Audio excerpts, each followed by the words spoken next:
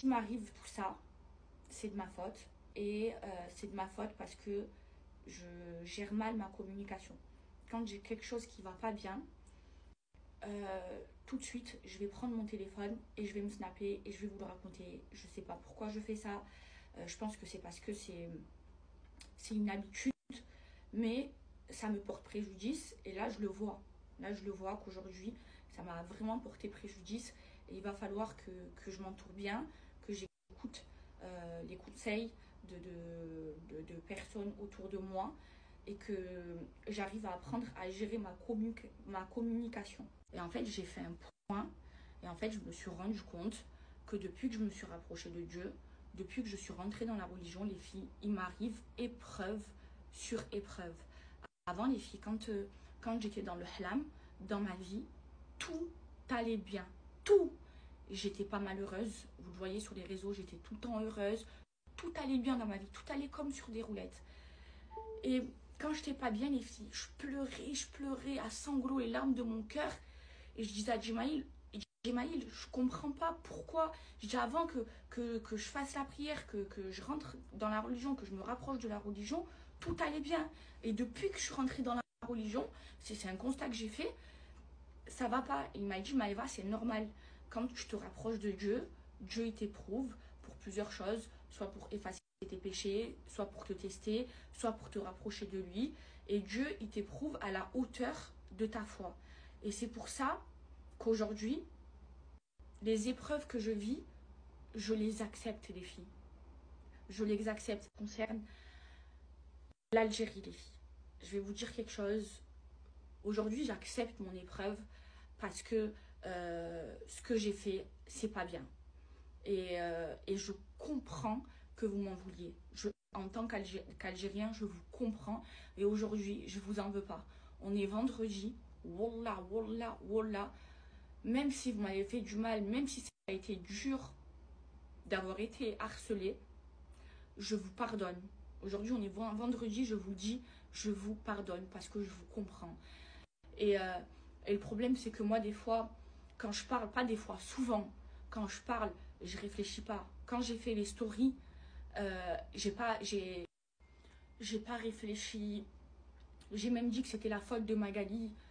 Mais en vrai, aujourd'hui, même d'avoir dit ça, je m'en excuse. Vous savez pourquoi? Parce que même si elle m'a dit, oui, tu pourras retourner parce que quand tu vas là-bas, il n'y a pas de tampon, j'aurais dû moi-même ne pas y aller. Voilà. Donc aujourd'hui, ce qui m'arrive, même si c'est très dur, je peux m'en prendre qu'à moi-même. Et aujourd'hui, si je vis cette épreuve, c'est à cause de moi. Parce que c'est moi qui est allé, c'est moi qui aurais dû prendre la décision de ne pas y aller, de ne pas l'écouter. Et c'est de ma faute. Donc tout ce qui m'arrive aujourd'hui, je tiens à dire à tous les Algériens qui me harcèlent sur les réseaux sociaux, que je vous en veux pas et que je vous comprends et que c'est de ma faute et que je suis en train de payer toutes mes erreurs que j'ai fait avant. Et même si aujourd'hui je suis dans un cheminement où je change, voilà, ça prend du temps, on passe pas du noir au blanc comme ça, je vous en veux pas. Voilà, même si c'est dur, wallah, je ne vous en veux pas et j'accepte cette épreuve. Et même si il m'accepte pas mon visa, les filles, j'accepte et je demande pardon à mon pays d'avoir fait ça. J'espère qu'ils vont me pardonner. Voilà, on reste des musulmans. Dieu, il est miséricordieux et j'espère que vous allez me pardonner pour d'avoir fait ça. Je regrette. Aujourd'hui, c'est l'erreur de ma vie et j'espère du plus profond de mon cœur qu'ils vont me pardonner. Et même s'ils ne m'acceptent pas, je leur en voudrais jamais et je serai toujours fière d'être algérienne et je renierai jamais mes origines et tout le combat. Voilà, ça va être ma conclusion pour la polémique. Je m'excuse auprès de vous les Algériens, je m'excuse auprès de l'Algérie d'avoir fait ça. J'espère que vous allez un jour me pardonner.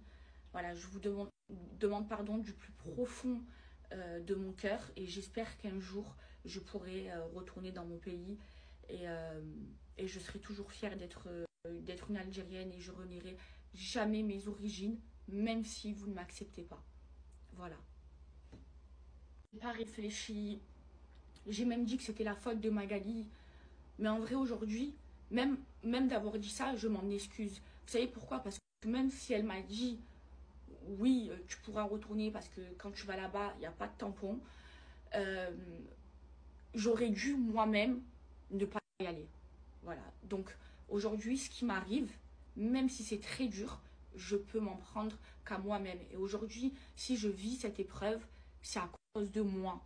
Parce que c'est moi qui est allé, c'est moi qui aurais dû prendre la décision de ne pas y aller, de ne pas l'écouter, et c'est de ma faute.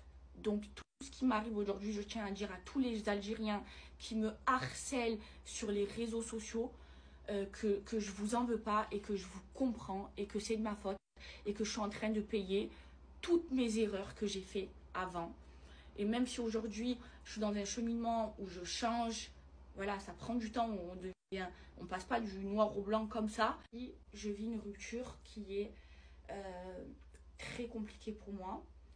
Je vais pas rentrer dans les détails, mais je vais vous expliquer un petit peu.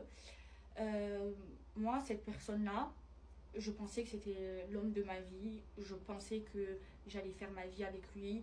Je voulais faire ma vie avec lui, construire ma vie avec lui. Et, et en fait, je me suis totalement trompée. Et si aujourd'hui, je le dis publiquement, les filles, c'est parce que voilà, au moins je vous dis tout. Après ça, je veux repartir à zéro dans ma vie, sur les réseaux. Et je veux fermer tout ce livre de mon ancienne vie. Et je veux en ouvrir un nouveau, les filles. Et j'ai vécu une épreuve, les filles. Et je ne l'ai pas trouvé.